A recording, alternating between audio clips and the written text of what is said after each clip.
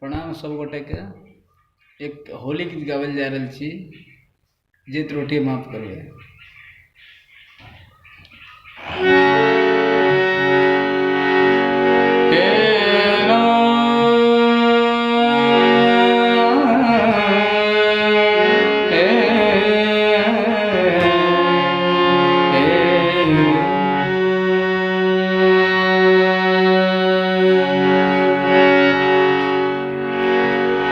मिथिला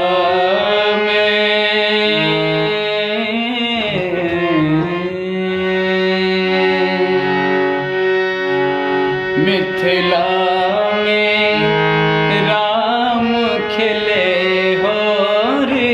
मिथिला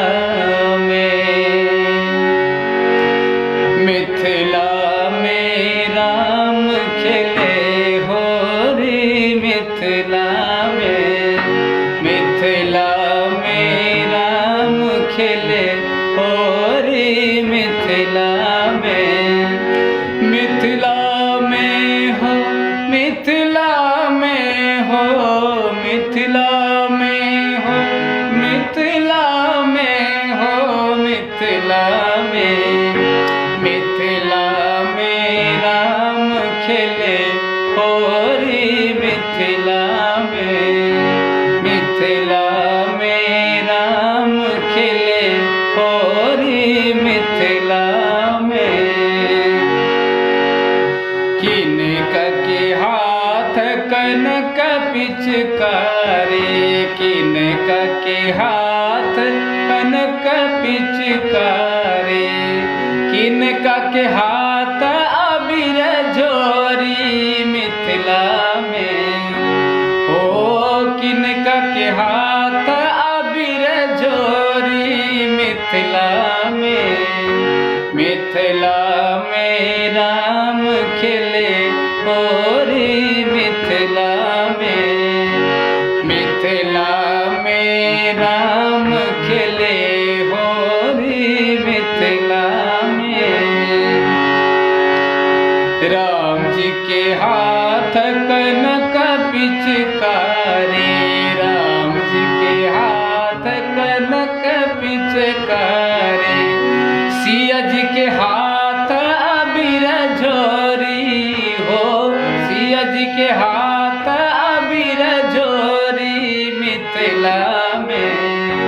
मिथिला में राम खिले हो रे।